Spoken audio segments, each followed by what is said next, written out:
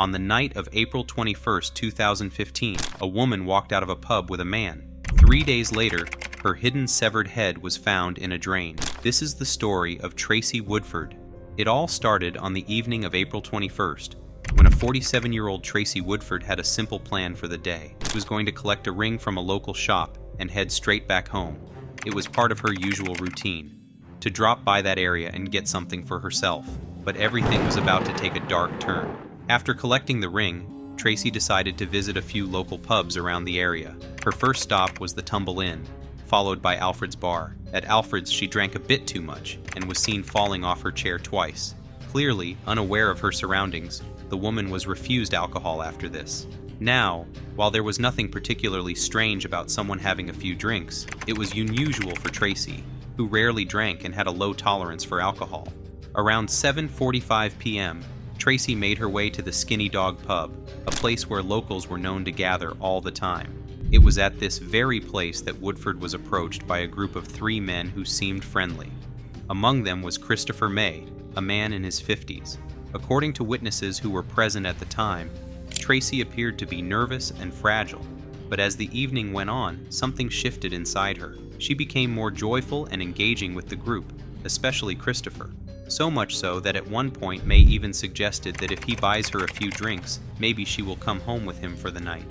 It was at this point Tracy felt a bit weird towards him and defended herself by saying that she wasn't that kind of girl. Christopher then brushed the whole thing off by calling it a joke. Witnesses would later recall seeing the two flirting with one another. At one point, Tracy mentioned feeling cold. In response, Christopher kindly offered her his coat. As the night went on, and as the clock neared 11:30 p.m., CCTV cameras would capture Tracy walking alongside Christopher, heading towards his flat. A mistake that cost her everything. Fast forward to 2:20 a.m., about 3 hours later when the duo were last seen together. A neighbor living right below May's apartment reported hearing a loud noise. The noise was so booming that it woke them up, but they didn't pay much attention to it. Later on, they explained that whenever May would come back drunk, he would fall all over the place, so they were used to the noise. That night, Tracy didn't make it home. The next day, Christopher showed up to the restaurant where he worked with scratches all over his face. The manager then asked him what had happened to him, and Christopher made an elaborate story of an accident involving a pole that he purchased from a hardware store. Everyone accepted the story at the time, since nobody could imagine the sinister meaning behind the scratches. On this day, a different neighbor noticed Chris carrying something heavy. She couldn't help but notice how dead the guy looked, something that left her feeling uneasy. Meanwhile, Tracy's family was growing concerned about her whereabouts. Her mother, Linda, knew that it was unusual for her daughter to not return home, but she had assumed that Tracy had stayed with her sister Sharon. However, upon inquiry, they were confronted with a terrible realization. If Tracy hadn't stayed at her mother's house, where she resided, or at her sister Sharon's house, there was no other place she would have stayed overnight without notifying anyone. All Linda could think about was where her daughter was and if she was safe. The mother rang Tracy's phone again and again and again, but nobody picked up for hours. Finally, fearing for her daughter's life, her family decided to involve the police in her disappearance. The investigation started off strong. The officers assigned to her case swung into action immediately. They traced her location all over the pubs in Pontypridd. Soon they discovered that Tracy was last seen heading in the direction of Christopher's apartment. On Friday, April 24th, Christopher May received an unexpected visit at his residence from 2 police officers. They knocked on the door, and Christopher was the one to answer. At first, he declined their request to enter, suggesting they return another day. However, the officers were not ready to give up so easily. They kept pressuring him until Christopher allowed them. Upon entering, they were immediately struck by a stench that one officer said smelled like decaying meat. The officers questioned Christopher to see if he knew about Tracy's whereabouts, but he tried to mislead them. He claimed that Tracy had left him in the middle of their walk to the apartment, and he returned home all alone. But the officers weren't convinced by his account and asked for his permission to search his apartment, which he granted. Their search began in the kitchen, where they found nothing. They then went to his bathroom, which appeared to be in a normal condition at first glance. But something sinister was awaiting them inside. One of the officers stepped up and drew back the shower curtain. The The gruesome sight he was met with haunted him for years. In the bathtub, 2 severed arms and legs lay. The sight was so shocking that one of the officers had to close the curtain and reopen it to confirm what he was seeing. Later on, he described the scene as resembling a dismembered mannequin placed in the shower tray.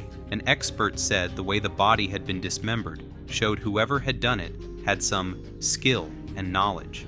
Following this horrific discovery, Christopher was informed of his arrest, something he accepted without any fight. When asked about the whereabouts of the rest of the body, Christopher carelessly stated, "Some of her is in the cupboard and in the drain at Pontypridd RFC." These grim discoveries were made after Miss Woodford had been missing for 3 days. Inside the flat, the police found a chilling array of tools that Christopher had used, such as a handsaw kitchen knife and scissors to dismember the body. Not only that, but the police found an Adidas rucksack containing the upper torso of Tracy and a handbag containing a thumb. But what they couldn't find was her head. The horror news spread like wildfire everywhere. While trying to find her head, Chris told them that he'd hidden some of her remains in a storm drain. On the 25th of April, the police went to this location. Inside the dark tunnel, they made a chilling discovery. After covering quite some distance, one of the officers could see that there was a red bag and something was inside it. The officer then tried to get close to the bag, and once he covered the distance, he let out a gut-wrenching scream. Staring right back at him was the head of Tracy Woodford. Covered in bruises and slush marks, inside the red bag were more of her remains. The thought that Christopher was walking around with her severed head in public is incredibly scary. It didn't take long for the case to go to trial. The prosecution said that it seemed that Chris's expertise in a butcher's shop has been put to use on a human body. On the other hand, the defense argued that Tracy was killed in a fit of rage after Christopher caught her going through his wallet, a claim that had no evidence to support it. Throughout the trial, Christopher insisted that the killing was in self-defense, and that he lost control during the fight and strangled her to death. He also claimed that once he sobered up, he realized what he'd done to Tracy and couldn't help but feel disgust. He even physically threw up several times. But everyone knew that it was all just a big lie. From the evidence collected, it was clear that this was no accident. Not only that, but during investigation, his laptop revealed that on the night of Tracy's death, he had spent hours watching adult content after killing her. This was a clear indication that there was some disturbing sexual motive behind this grim crime. At the end of the day, Chris had played out his depraved fantasy on an innocent woman, someone who didn't deserve what happened to her. What's even more disturbing is that most of Tracy's internal organs have not been found. Many believe that the murderer tried to flush them away. After a 2-week trial, Christopher May was found guilty of murder. He was given a life sentence with a minimum term of 28 years. As the jury delivered the verdict, Chris sat expressionless as if he had accepted his fate already. Tracy Woodford's death brought a lot of heartbreak for her family. To this day, Linda cannot believe that her daughter was taken away from her so brutally. In her own words, Linda has said, "It feels like we're living in a nightmare. He has torn my family apart. He has destroyed us totally." That's all from our side today, guys. Be sure to hit that like button and subscribe for more stories like these.